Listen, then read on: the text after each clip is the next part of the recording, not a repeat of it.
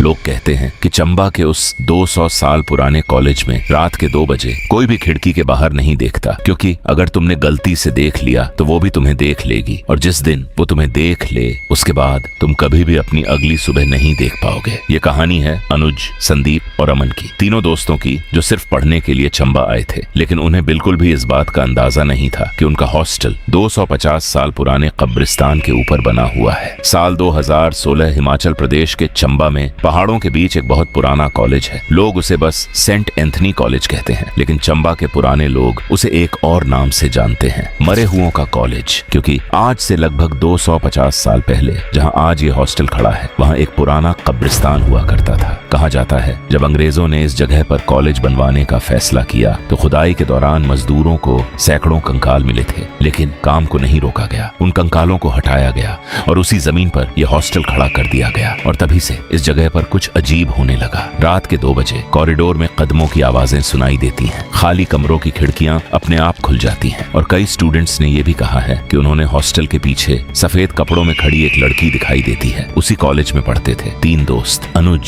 संदीप और अमन। तीनों की दोस्ती इतनी गहरी थी कि पूरा कॉलेज उन्हें चंबा ट्रायो कहता था। तीनों हॉस्टल के रूम 309 में रहते थे। अनुज थोड़ा गुस्से वाला और बड़बोला किस्म का था, संदीप सबसे ज्यादा मस्ती करने वाला, और अमन उसे हॉरर कहानियां सुनने का बहुत शौक था। एक रात तीनों हॉस्टल की छत पर बैठे हुए थे। सर्द हवा चल रही थी, नीचे चंबा शहर की लाइट्स चमक रही थी। तभी अमन ने अचानक कहा, तुम लोगों को पता है इस हॉस्टल के नीचे पहले कब्रिस्तान था? संदीप हंस पड़ा, भाई ये हॉरर फिल्म वाली बातें मत किया कर। लेकिन तभी पीछे से एक आवाज आई, वो मजाक नहीं कर रहा। तीनों ने तुरंत पीछे मुड़कर देखा। वहां कॉलेज का पुराना चौकीदार खड़ा था। उसकी उम्र लगभग 70 साल रही होगी। चेहरा झुर्रियों से भरा हुआ और आंखें ऐसी जैसे उसने बहुत कुछ देखा हो। चौकीदार धीरे से बोला, अगर तुम लोग यहाँ नए हो तो एक बात याद रखना, रात के 2 बजे हॉस्टल की खिड़की से बाहर मत देखना। संदीप हंसते हुए बोला, क्यों, कोई भूत दिख जाएगा क्या? चौकीदार कुछ सेकंड तक चुप रहा, फिर बहुत धीरे से बोला, भूत नहीं, वो। अनुज ने पूछा, वो कौन? चौकीदार ने हॉस्टल के पीछे के जंगल की तरफ इशारा किया और फुसफुसाया, सफेद कपड़ों वाली लड़की जिसकी मौत यहीं इसी कब्रिस्तान में हुई थी। तभी हवा अचानक तेज चलने लगी और उसी समय हॉस्टल के पीछे से किसी लड़की के रोने की आवाज आई। तीनों दोस्त एकदम चुप हो गए। संदीप ने हंसने की कोशिश की, लेकिन चौकीदार का चेहरा अचानक पीला पड़ चुका था। उसने धीरे से कहा, आज फिर से 2 बजने वाले हैं, और वो बिना कुछ कहे धीरे धीरे अंधेरे में चला गया। तीनों दोस्तों ने घड़ी देखी, 1:56 AM, सिर्फ 4 मिनट बाकी थे, और तभी हॉस्टल के पीछे जंगल में एक सफेद आकृति दिखाई दी। अनुज ने धीरे से कहा, तुम लोगों को भी दिख रहा है? अमन की आवाज कांप रही थी। हाँ, संदीप ने हंसने की कोशिश की, लेकिन उसकी आवाज भी डर से कांप रही थी। वो इंसान है ना? तभी वो सफेद आकृति धीरे धीरे उनकी तरफ आने लगी, और जैसे ही चांद की रोशनी उसके चेहरे पर पड़ी, तीनों की सांस रुक गई, क्योंकि उस लड़की के पैर उल्टे थे और वो सीधे रूम 309 की खिड़की की तरफ देख रही थी। लेकिन असली डर अभी शुरू भी नहीं हुआ था। चांद की हल्की रोशनी में वो सफेद कपड़ों वाली लड़की खड़ी थी।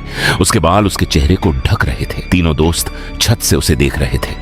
संदीप ने धीरे से कहा, ये कोई प्रैंक है क्या? अनुज कांपती आवाज में बोला, भाई प्रैंक में किसी के पैर उल्टे नहीं होते। और अमन चुप था, वो बस उस लड़की को घूर रहा था। तभी वो लड़की धीरे धीरे सिर ऊपर उठाने लगी, लेकिन उसका चेहरा अभी भी बालों के पीछे छिपा हुआ था, और फिर वो अचानक हवा के झोंके से गायब हो गई। तीनों कुछ सेकंड तक वहीं खड़े रहे। जंगल खाली था, जैसे वहां कोई था ही नहीं। संदीप हंस पड़ा, देखा, बोला था ना, हेलुसिनेशन था। लेकिन तभी अमन का चेहरा पीला पड़ गया। उसने धीरे से कहा, अगर वो हेलुसिनेशन था तो फिर? उसने कांपते हाथ से इशारा किया। तीनों ने नीचे हॉस्टल की तरफ देखा। रूम 309 की खिड़की खुली हुई थी और अंदर कोई सफेद चीज हिल रही थी। रूम 309। तीनों तेजी से सीढ़ियां उतरकर अपने कमरे की तरफ भागे। कॉरिडोर में अजीब किस्म का सन्नाटा था, सिर्फ उनकी सांसों की आवाज सुनाई दे रही थी। जैसे ही वे रूम 309 के सामने पहुंचे, दरवाजा थोड़ा सा खुला हुआ था, जबकि वे जाते समय उसे लॉक करके गए थे। अनुज ने धीरे से दरवाजा खोला। कमरे में अंधेरा था, सिर्फ खिड़की से चांद की हल्की रोशनी आ रही थी। सब कुछ सामान्य लग रहा था, लेकिन तभी अमन की नजर फर्श पर पड़ी। वहां गीले पैरों के निशान थे, लेकिन वो निशान उल्टे थे, जैसे कोई उल्टे पैरों वाला इंसान अभी अभी कमरे में चला हो। संदीप ने डर छिपाते हुए कहा, ये किसी ने मजाक किया है। लेकिन तभी कमरे की लाइट अपने आप ऑन ऑफ होने लगी, ऑन ऑफ, और अचानक किसी लड़की की धीमी आवाज आई, तुम वापस क्यों आए? तीनों वहीं जम गए। कमरे में उन तीनों के अलावा कोई नहीं था, लेकिन आवाज बिल्कुल उनके पीछे से आई थी। अचानक से धीरे धीरे खिड़की अपने आप खुलने लगी, हवा अंदर आने लगी, पर्दे जोर जोर से उड़ने लगे, और तभी अमन ने खिड़की के बाहर देखा। वो लड़की अब हॉस्टल के बिल्कुल नीचे खड़ी थी, लेकिन इस बार वो सीधे ऊपर उनकी खिड़की को देख रही थी।